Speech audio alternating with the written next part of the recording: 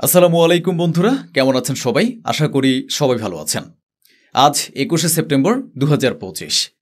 আজকের খবরে আপনাদেরকে দেখাবো আইএই এর সঙ্গে সহযোগিতা থামাবে ইরান, ইউএনের সিদ্ধান্তে প্রচণ্ড ক্ষোভ, হুতিদের বড় হুঁশিয়ারি, হুতি নেতা বললেন ইসরায়েল বোকামি করবে তো জাহান্নামের দরজা খুলে দেব, তুরস্ক সিরিয়ার উপর হামলা করতে পারে, আল সারা নিজে স্বীকার করলেন, কাতার ইসরায়েলকে বলেছে আগে ক্ষমা চাও, মিটিং হবে ক্ষমার পর, ম্যাক্রো ও এমবিএস এর মধ্যে কথা হচ্ছে, সৌদি আরব ও ফ্রান্স দুটি রাষ্ট্রীয় ক্ষমতার ব্লু প্রিন্ট তৈরির কাজ করছে, গাজায় পালিয়ে যাওয়ার সময় লোকদের উপর হামলা, ট্রাক ও সামগ্রী উড়িয়ে দেওয়া হচ্ছে, প্রতিটি গলিতে আগুনের ধোঁয়া।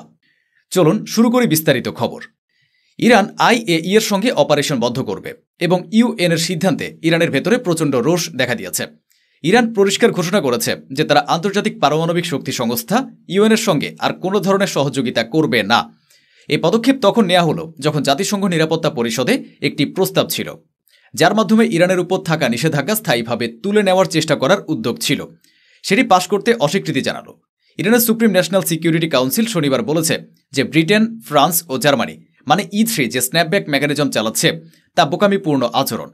ইরান বারবার বলছে যে তাদের পারমাণবিক কর্মসূচি শুধু শান্তিপূর্ণ উদ্দেশ্যেই, কিন্তু জাতিসংঘে গতকাল ড্রাফটটি যা স্ন্যাপব্যাক ঠেকানোর চেষ্টা করছিল সেটি নিরাপত্তা পরিষদে পাশ হয়নি। এখন ইরানের আলটিমেটাম স্পষ্ট, প্রতিশ্রুতি ভঙ্গ ও চাপ চালানো চলতে থাকলে পারমাণবিক চুক্তির যা বাকি ছিল সেটা নষ্ট হয়ে যাবে।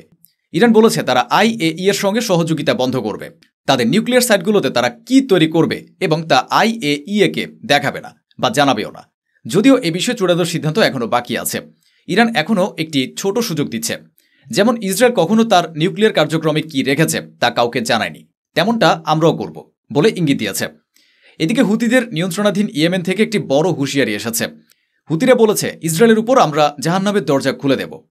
হুতি অর্থাৎ আনসারুল্লাহ আন্দোলনের সিনিয়র কর্মকর্তা হিজাম আল আসাদ এই হুঁশিয়ারি দিয়েছেন যে যদি জিওনিস্ট সরকার কোনো অযৌক্তিকতা করে তাহলে ইয়েমেনি বাহিনী জাহান্নামের দরজা খুলে দেবে। গতকাল এক বিবৃতিতে আল আসাদ বলেন যে ইয়েমেনের সামরিক শক্তি সম্পূর্ণভাবে প্রস্তুত এবং কোনো বাহ্যিক হুমকি মোকাবেলা করতে তারা ভয় পায় না। তিনি ইসরায়েলের প্রতিরক্ষা মন্ত্রী ইসরায়েল কার্জের হুমকিকে হাস্যরসাত্মক ও অন্যায়ের প্রয়াস বলছেন। যিনি আনসারুল্লাহ প্রধান আবদুল্লাহ মালিক আল হুতিকে হত্যার ও ইয়েমেনের রাজধানী সানাতে ইসরায়েলি পতাকা রোপণের কথা বলেছিলেন, অর্থাৎ দখলের কথা বলেছিলেন। আল আসাদ বলেছেন ইসরায়েল যদি কোনো বোকামি করে তাহলে ইয়েমেন তাদের জন্য জাহান্নামের দরজা খুলে দেবে। আল আসাদ বলেছেন সানা শহরে পতাকা গাড়ার হুমকি পুরোপুরি একটা কৌতুক, এটা এক রসবোধযুক্ত ঠাট্টা, আর ইয়েমেনের রাজধানী সানায় তাদের নাগাল পাওয়াটা সূর্যের থেকেও বেশি দূরে, তারা সেখানে কখনোই পৌঁছাতে পারবে না। অন্যদিকে আহমেদ আল সারা বলেছেন যে কোনো সময় তুরস্ক সিরিয়ার উপর হামলা করতে পারে এবং এর কারণ হবে SDF এর একাগ্রতা ও জিদি মনোভাব। সিরিয়ার নেতা আহমেদ আল সারা বলেছেন যদি কুর্দিদের নেতৃত্বাধীন SDF আগামী ডিসেম্বরের মধ্যে সিরিয়া সেনাবাহিনীতে যোগ না দেয় তবে তুরস্ক তাদের বিরুদ্ধে সামরিক ব্যবস্থা নিতে পারে। তুরস্কের জন্য SDF সহ কুর্দিরা ইরাক ও সিরিয়ায় একটি বড় বিপদ, কারণ তারা তুর্কি সরকারের প্রতি বিদ্রোহী এবং একটি আলাদা রাজ্য দাবি করে। যদিও SDF ও HTS এর মধ্যে আগে সংঘাত নিরসনের একটি চুক্তি হয়েছিল, তবে যখন সিরিয়ার সরকার গঠন করা হলো তখন SDF সে সেনাবাহিনীতে যোগ দেয়নি যা আহমেদ আল সারা গঠন করেছিলেন, কারণ SDF বলছে সেখানে তাদের সম অধিকার দেওয়া হচ্ছে না। এটাই মূল সমস্যা, যার কারণে আহমেদ আল সারা ও SDF এর মধ্যে আবার উত্তেজনা বাড়ছে। আহমেদ আল সারা হুঁশিয়ারি দিচ্ছেন আলাপচারিতা মানো, নতুবা আমরা নই, তুরস্কই তোমার উপর হামলা করবে। হ্যাঁ, বলে রাখি SDF মূলত সিরিয়াতেই সক্রিয় এবং সিরিয়ার উত্তরের এলাকাগুলোতে তাদের উপস্থিতি, তাই তুরস্ক সিরিয়ার উপর হামলা চালাতে পারে। আর আহমেদ আল সারা যেখানে ইসরায়েলকে আটকাতে পারেনি সেখানে তুরস্ক তো তাদের বন্ধু, তাদেরকে কিভাবে আটকাবে। এবার আসি পরের খবরে।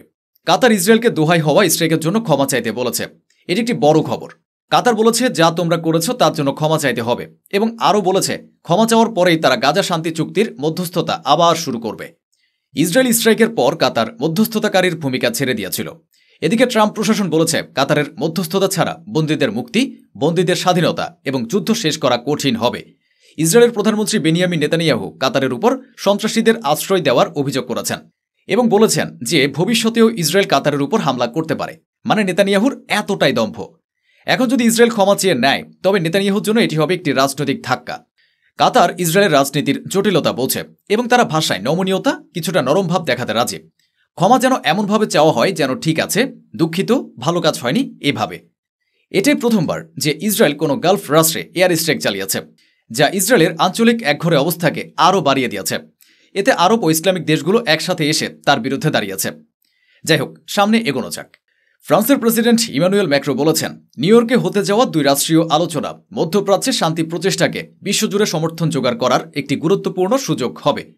ম্যাক্রো জানিয়েছেন তিনি সৌদি ক্রাউন প্রিন্স মোহাম্মদ বিন সালমানের সঙ্গে এ বিষয়ে আলাপ করেছেন এবং 2 নেতা আগামীকাল সোমবার জাতিসংঘে এই কনফারেন্সে সভাপতিত্ব করবেন।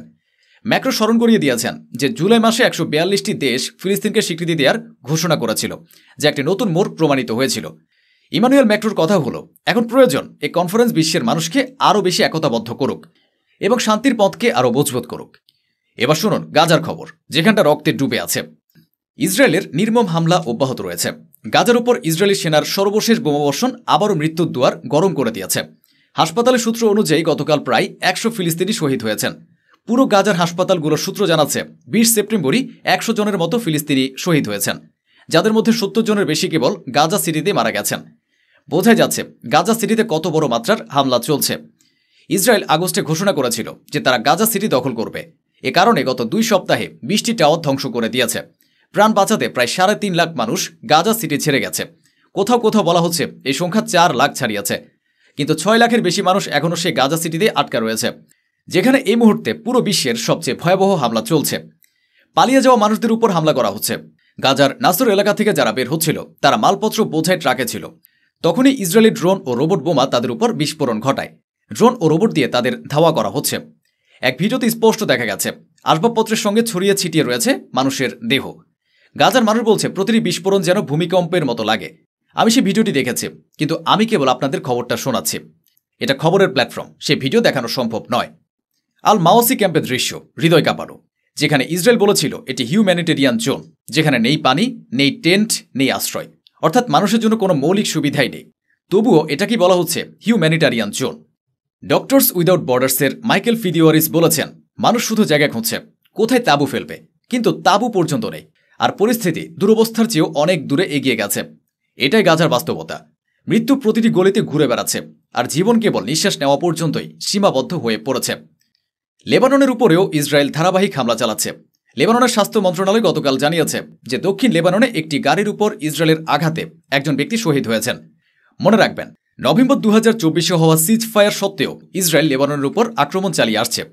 দক্ষিণ লেবাননের 5টি কৌশলগত এলাকায় ইসরায়েল তার সামরিক উপস্থিতি বজায় রেখেছে। এগুলি সেই 5 অঞ্চল যা এখনও ইসরায়েলের দখলে রয়েছে। এটি রাতের ছবি। গতকাল শনিবার রাতে তেল আবিবে অনেকে প্রতিবাদ করেছিল। বেঞ্জামিন নেতানিয়াহুর বাড়ির বাইরে অনেক মানুষ জমায়েত হয়েছিল এবং তারা স্লোগান দিয়েছে, গাজায় একটি আন্তর্জাতিক চুক্তি করো, বন্দী হওয়া লোকজন ফিরিয়ে আনো। ছবিটিতে আপনি নেতানিয়াহু সরকারের বিরুদ্ধে অনশনের ছোট তাঁবুগুলো দেখতে পাচ্ছেন। এরা সে মানুষজন যারা নেতানিয়াহুর বাড়ির বাইরে অনশন ও অবস্থান করে বসে আছেন। এরা ছিনতাই হওয়া বন্দীদের পরিবারের সদস্য এবং উদ্বিগ্ন মানুষজন। এটা জেরুজালেমের আল কুদস শহর। তারা সেখানে প্রতিবাদ করছে। বলা হচ্ছে অনেক লোক সেখানে রাত কাটাচ্ছে। একই সড়কে ভিড় স্লোগান দিচ্ছে, যতক্ষণ বন্দীরা ফিরে আসবে না ততক্ষণ আমরা যাব না। তারা নেতানিয়াহুকে চাপ দিচ্ছে যুদ্ধ বন্ধ করতে এবং বাকি 48 জন বন্দীকে ফিরিয়ে আনবার জন্য একটি চুক্তিতে সই করতে। এসবগুলোই বেঞ্জামিন নেতানিয়াহুর দরজার বাইরে হচ্ছে, নেতানিয়াহুর জেরুজালেমের বাড়ির সামনে দৃশ্য। এদিকে হামাস ছিনতাই করা বন্দীদের একাধিক ছবি প্রকাশ করেছে। একটি ভিডিও ক্লিপও জারি করা হয়েছে এবং তারা হুঁশিয়ারি দিয়েছে, বলেছে এইসব বন্দীদের ভাগ্য প্রায় ইসরায়েলের মিসিং পাইলট তারেকের মতোই হতে পারে, যাকে বহু দশক ধরে খোঁজা হচ্ছে কিন্তু এখনও পাওয়া যায়নি। অর্থাৎ এই বন্দীরাও তার মতোই হারিয়ে যেতে পারে এবং কাউকে তারা আর ফিরে পাবে না। এই ধরনের হুমকি দিয়েছে হামাস। হামাস বারবার জানিয়েছে গাজা সিটিতে যে তীব্র আক্রমণ চলছে, যদি তা না থামে তাহলে তাদের বন্দীরা মারাও যেতে পারে।